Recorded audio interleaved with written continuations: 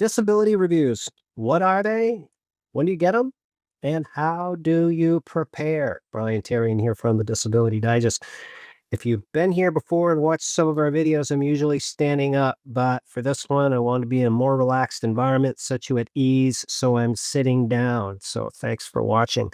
I'm going to go through the 5 things that Social Security looks for in a continuing disability review. And this is based on my experience of doing this work of helping people get approved and stay approved for almost 2 decades. So I'm in hopes that this connects with you. You pay attention to it because about 144,000 people a year lose their benefits. And in large part, it's because of a disability review. So I'm in hopes that I can save some folks from that because you work so hard to get these things. And just a few little, wrong steps can really be expensive for you.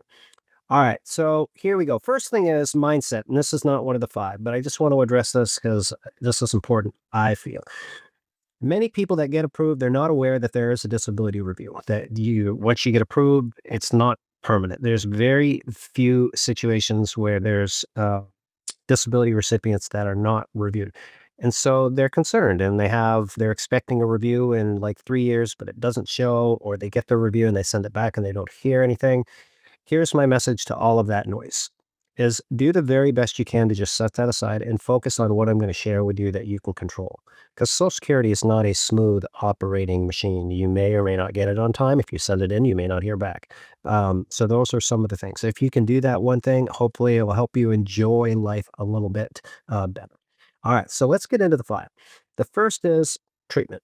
As you're going through the disability approval process and getting treatment for your conditions, it's the same game once you're approved. It doesn't change. So the key is you have all of your conditions diagnosed, they're all being treated, and you document your limitations in your medical records. And that's the key. So if you get approved, which many do, and they get that award letter and they're like celebrating, they're like, I'm not going to go to the doctor anymore. That's where you run into a problem because Social Security can look at your records and say, was going to the doctors or did that pain management class or was taking those extra 2 medications. Then that goes into point 2, which is consistency. You want to make sure that you're consistent. Example being, while you're going through the approval process, you were doing like 3, 4 doctor visits a month. But after you got approved, you drop down to 1. Right. Or back to the medication. Maybe you have 10 meds that you're supposed to be taking and you're only taking 8. So you want to make sure that you're consistent. Now you can get out of taking meds if they're not appropriate for you. All of that you can definitely do. We teach you how to do it, but that's a whole different topic for another video. Improvement patterns. Social Security is going to look for improvement pattern. Now, here's the thing. You can improve, but it doesn't necessarily mean that you're going to work. And I'm in hopes that you approach your doctoring with the mindset to get approved so you could feel better. That's one of the things that Social Security disability allows you to do is really just to concentrate on yourself and get better. It doesn't mean that you're going to be able to work. So if you're going through the approval process and you weren't able to stand for more than 10 minutes or sit for more than 10 minutes, but now you can stand for 20 minutes and you can sit for 20 minutes. It doesn't mean that you can work 5 days a week, 40 hours a week. It's a different deal. Now, in addition to that, as you get older, across the 50-year-old mark and then the 54-year-old mark, the regulations get even more favorable for you. So the next one is work activity. It's totally fine to work and make money. I'll put a link below this video that will help you understand how much you can make and keep your benefits. But it's $1,160 a month as a regulation in 2025. But ideally, you want to stay like 20% below that. And working and staying below the limit or doing the ticket to work program, whichever you choose to do, just make sure you understand the regulations. And so here at the Disability Digest, we have part of our team here is disability recipients, and some have been here 5, 7 years.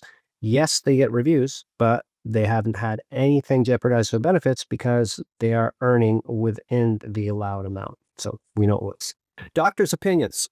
Social Security may ask your doctors for some feedback and opinion on your ability to work.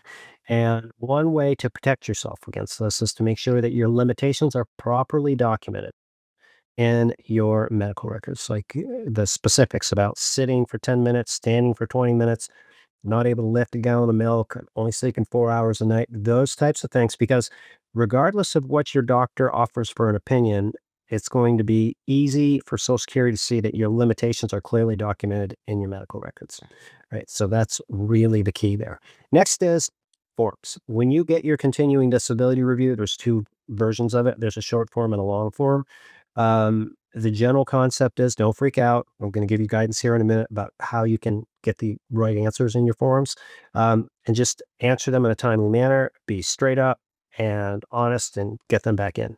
Now, here at the Disability Digest, how we can help you with that is we provide or offer a no cost membership. And if you're approved for disability benefits, when you complete your profile for your membership, indicating that you're approved, you'll be directed to a continuing disability review survival course. And it's been put together with industry expert attorney James Mitchell Brown, has 10 segments, and he teaches you how to prepare, what to do when you get it, depending on the form you have, what information you need to put in there, and the questions you need to answer, and what happens if something goes wrong and you get denied.